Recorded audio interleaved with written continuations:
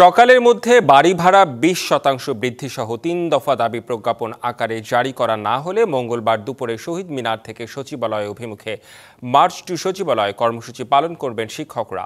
সোমবার রাতে এমন হুঁশিয়ারি এমপিওভুক্ত শিক্ষকদের। আর তাদের আন্দোলনে একাত্মতা পোষণ করেছেন বিভিন্ন রাজনৈতিক ও ছাত্র সংগঠনের নেতারা।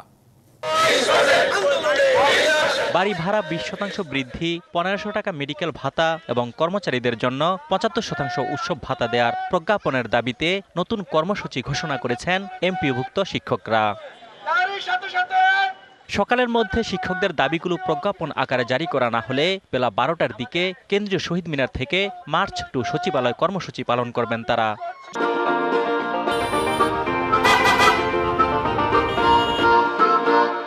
যতক্ষণ পর্যন্ত সরকারের পক্ষ থেকে প্রজ্ঞাপন জারি করা না হবে ততক্ষণ পর্যন্ত আপনাদের সমর্থন নিয়ে আমরা এই রাজপথে থেকে বিজয়ের মালা নিয়ে শ্রেণীকক্ষে ফিরে যাব ইনশাআল্লাহ। আগামীকালকে কেন্দ্রীয় শহীদ মিনারে উপস্থিত হয়ে আমাদের মার্চ টু সচিবালয় কর্মসূচিকে সুশৃঙ্খলভাবে শান্তিপূর্ণভাবে আপনারা সফল করবেন। পুলিশি হামলার তীব্র নিন্দা জানিয়ে শিক্ষকদের আন্দোলনে একাত্মতা পোষণ করেছেন বিভিন্ন রাজনৈতিক ও ছাত্র সংগঠনের নেতারা।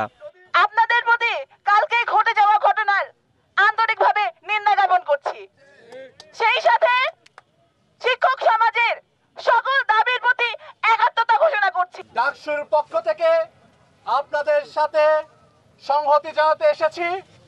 আপনাদের সকল প্রকার ন্যায্য দাবিতে আপনারা আমাদেরকে পাশে পাবেন। আপনাদের এই ন্যায্য আন্দোলনের সাথে আমরা আছি।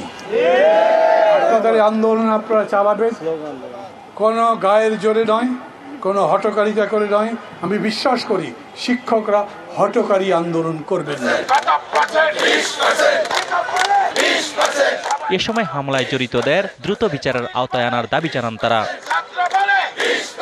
অজিত সরকার, ডিবিসি নিউজ, ঢাকা।